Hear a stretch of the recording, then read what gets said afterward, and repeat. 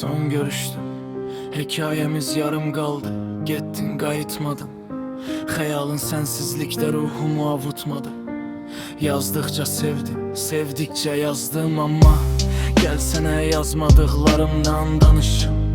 Bir ürəyim bir cüt gözə məhkum olmağından, yuxularda o gözlərə yenə baxıb oyanmağa peşman olmaqdan danışım.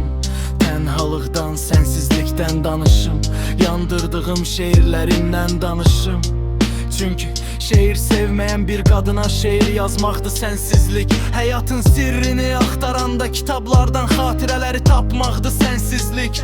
Okunmadan cırılan intihar mektupları kimi hüzün doludu sensizlik. Hüzün yoludu sensizlik. Soyuq qış kimidir sensizlik. Güneş çıkmayanda ve bir gün kıskanarsan əvəzinə torpağı qucaqlayanda. Günahlar şəhərinin kör qaranlığında, dar küçələrində səni axtarmaqdı sensizlik. Məndən sən mesafelerdi sensizlik. Ayrılık erken gelermiş, elvidadan sağalmayan yaralardı sensizlik.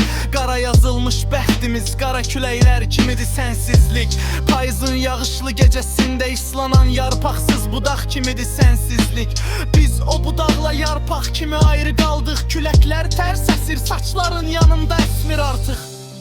Və sensiz mən xəzan vurmuş ağaclar kimiyəm. Başdaşı itmiş mezarlar kimiyəm. Heç geçilmeyen küçələr kimiyəm. Mənasını itirmiş baxışlar, saxtalaşmış gülüşlər kimiyəm. Boş qalmış rəflər kimiyəm. Toz basmış kitablar kimi, qurumuş boyalar kimiyəm. Karlar ölkəsində bəstəkar kimiyəm. Xəyal gücü tükənmiş rəssam, şeiri ölmüş şair kimiyəm. O şeir bugün öldü, səssizlik qara bağlamış ədəbiyyat kimidir sensizlik.